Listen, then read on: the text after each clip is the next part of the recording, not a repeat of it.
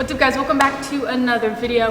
Today we got for you some exercises that we like to do here and that will help with patellar tendonitis. So patellar tendonitis is also known as jumper's knee. It's pretty common, especially in youth athletes. So some of the kids we train here actually have jumper's knee. So these are some of our favorite exercises to help. So hopefully you guys enjoy this. If you do, please give it a thumbs up, subscribe to the channel. We post new videos every Tuesdays and Thursdays, so make sure you subscribe to catch all of them.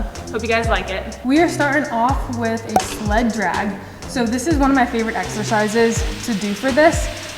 You're really strengthening up the knee, working on the surrounding muscles. So a big thing with patellar tendonitis is you want to make sure that the muscles around your knee are strong to help take some of the load, some of the force, so it's just not all going to that patellar tendon.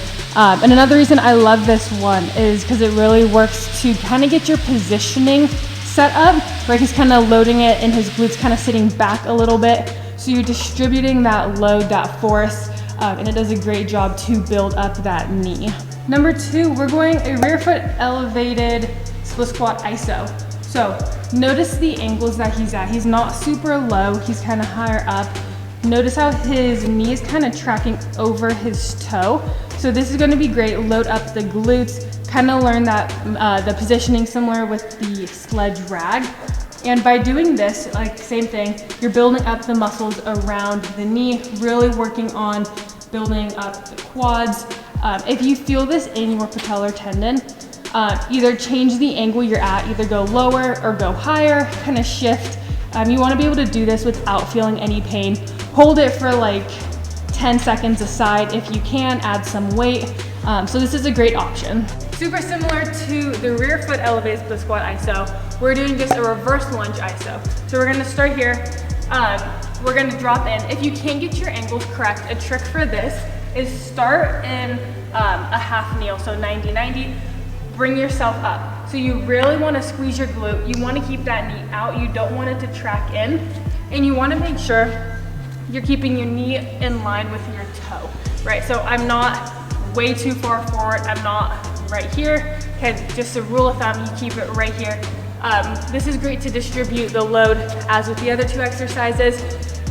Same thing goes, if you feel it a lot in your patellar tendon, change your angle, try to switch it up. If you can just get down there and hold this and just build how long you can hold it for, add some weight, then you can start doing more dynamic movement. That's gonna help a lot. Number 4, we're going TKE. So this is a pretty common one. You're gonna be here, you're gonna let the band pull your knee forward, right? I'm not letting it bring my heel up, just working on pulling my knee, and then I'm gonna straighten out, just like this. Okay, you can change the resistance band to change how hard it pulls you, but as I said, you don't want your heel to pop up, you just wanna be working through that knee. Great at building up the surrounding muscles, the structural tissue. This is just an amazing exercise. And a big thing to find with patellar tendonitis is just, you really want to strengthen up the muscles around. You want to strengthen up the load that the knee can hold, but also how much the hips, the glutes, how much they're helping. Because if they're not really activating or helping a lot, then a lot is going to be going into the knee. So you kind of want to start to take some of the load off, building up the tolerance that your knee can handle. Another great option is going to be some type of step down. So we are only going with the 6-inch box, maybe, we're on the circle bus. We're going with the 6-inch box. So you're gonna do an iso. So the leg on the box is doing all the work. You're gonna squat down, you're just gonna hold this. Okay, 1 foot goes out in front. You wanna do this without any pain. So if you need to change the angle on the box, change the angle. If this is too easy, you can do like a 12-inch. So they're side on. You can also do a front on. So you're gonna have one leg come out in front. Same thing goes, you wanna sit back, right? So we're loading it up in our glutes, posterior chain. You want that knee to track in line with the toes. Keep your heel down. Look at the angles you want to be perfect. You're just gonna hold that. You don't want any pain when you do this, just kind of teaching everything to work and support. Mini band is a great option as well. So kind of in a different way from the other exercises, but this is gonna work to build up your hips and your glutes. So for people who come in with jumper's knee, a big thing you wanna do is to build up the surrounding area, especially build up the glutes. So you can do something like a lateral kick. fire hydrants, zigzag walks, three-way kicks. There's so many different options you can do. Monster walks are great.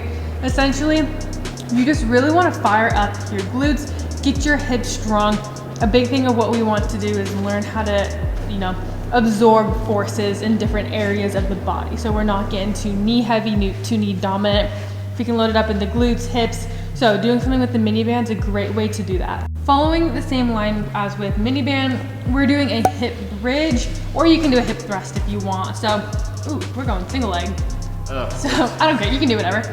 Essentially the idea is you want to build up your glutes, build up your hips, same thing as with the mini band. So we're doing a bridge right now. This is a great way to get those hips working, fire up the glutes. You can go single leg. You can do something like that. You can do single leg. You can just do an ISO.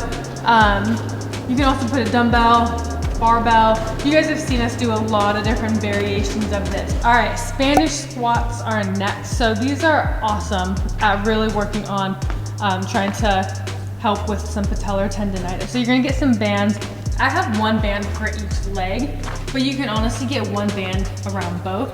So you're gonna put them in your knee pit and you're just gonna squat down. So the bands are gonna be trying to pull your knees forward, resist that. You're gonna sit back. This is great because it kind of keeps your shins at a more vertical angle. So while I know that's not very sport specific, right? Shin angles are hugely important for sports performance. This is a good way to kind of take some of the pressure off the knee, learn how to load the glutes up, the hips, starts being able to help build that squat movement, because usually it'll be pretty painful for people with patellar tendonitis. For the last two, we're getting more into some plyometrics mechanic stuff. So first one, we're going with a snap down. The reason I love this one is, as you can find, similar pattern, teaches you how to load a decelerative movement, teaches you how to load, the load of a plyometric, especially of a jump. So it forces you, load it up in the glutes, good positive shin angles.